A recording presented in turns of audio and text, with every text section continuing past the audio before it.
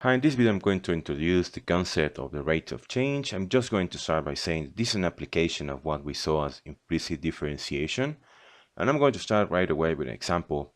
But first, an example will be of implicit differentiation, very short one. I'm going to start with this expression. That it's actually very simple it's so simple that we could even convert it to an explicit function. I'm not going to do it because I'm just trying to make a point here. So let's say, well, I'm going to take derivative of this expression, this equation, but this is still a function in terms of x. So this is a very ugly x. There it is. Okay, so this is a function in terms of x, even if it's not explicitly declared. So if I take derivative here, I'm going to take derivative by each term. Derivative of x would be just a 1, plus now derivative of y will be 1. But as we are taking derivative here, a function that is not dx, we have to add a dy over dx. Now derivative of 3, this is a constant, will be just 0. And we'll be done by that with the first step of implicit differentiation. Then we have to solve for dy dx. I'm not going to do it because this I'm just trying to explain here what this rate of change. I'm going to start, but I'm going to say, well, I have this other expression. I'm going to make another example of expanding this idea of implicit differentiation. Now I'm going to have this expression x plus y, it's equal to c. Now we have another variable. This c is a variable.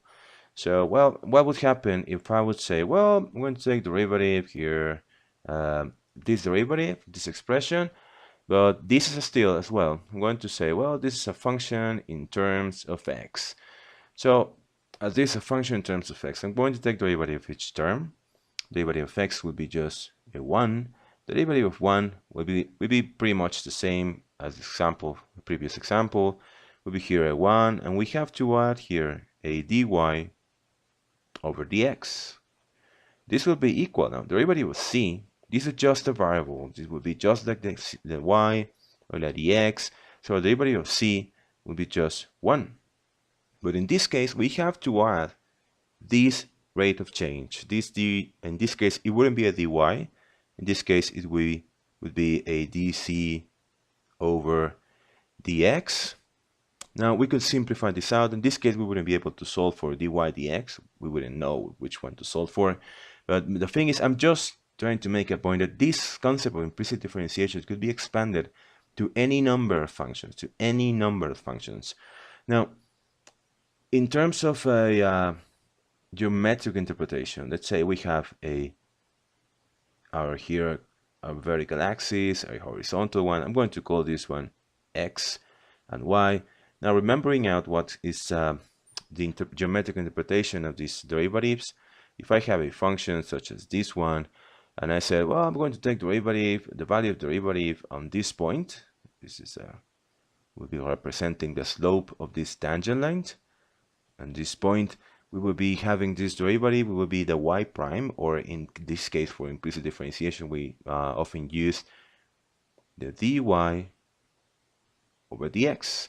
And this represents the instantaneous rate of change and this particular value for x. But now let's expand this out into more context, not only mathematical context, although these are the better ones, the best ones. So let's say I have, instead of an x, oh, well, this I have here, I'm measuring time here. And the other one, the other variable will be here, instead of a y, will be position. This, very likely you may have seen this in a physics course. It's a very typical example to explain the rate of change.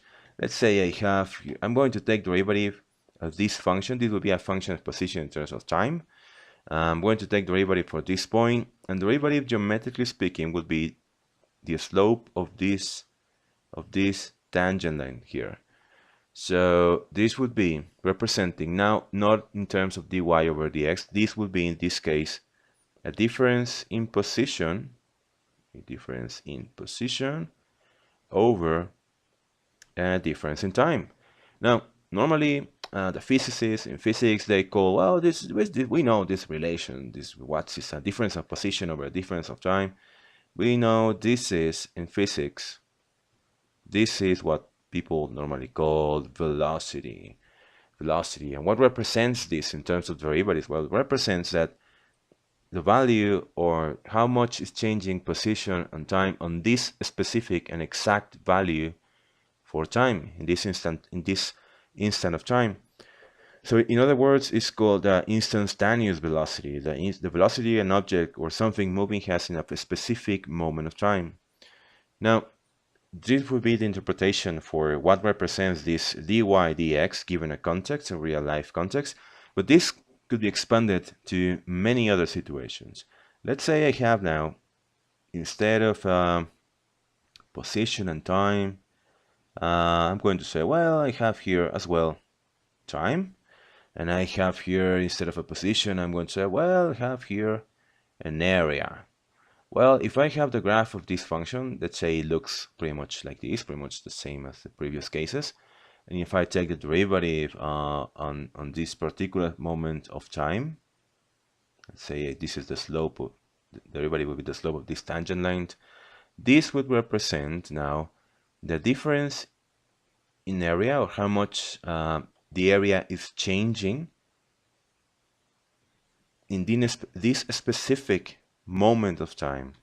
So if an area is changing by any reason, could be expanding, could be, for example, an object like, I don't know, a recipient that has an area and it's expanding because of the action of heat. It's dilating and it's changing its area or its superficial area.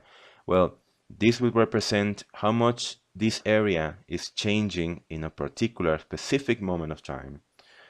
Well, now, let's say, well, we could have another example of what could be an application here for this implicit differentiation. We could have, let's say time, I could say volume. Typically we use time, as you may notice. And this is the function of volume in respect to time. And if I say, well, I want to take the derivative of how much the time, the volume is changing in a particular moment of time, this would be here the difference of volume over the difference of time. And this concept could be, well, actually you can imagine it could be expanded to any number of situations. And even if we have more than one variable, for example, let's say I have, I'm going to say I have an area, for example, of a circle would be pi times radius squared.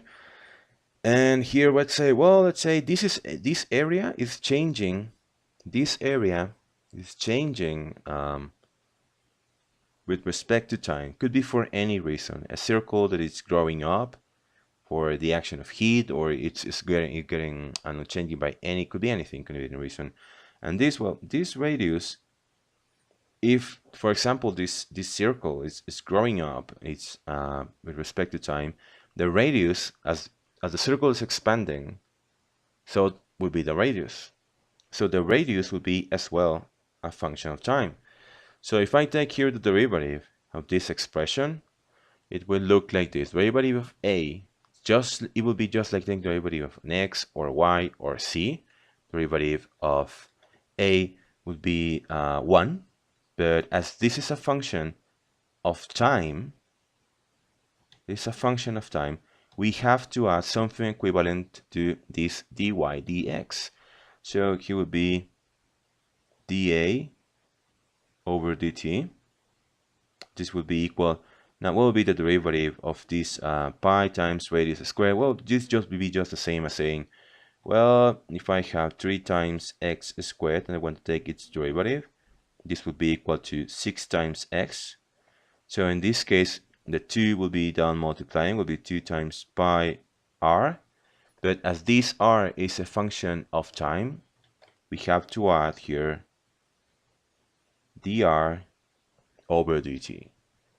Well, now I think that's enough for introduction. So let's get to the first example. Actually, we are going to be using this same expression. So I believe you know it. Well, let's get to it.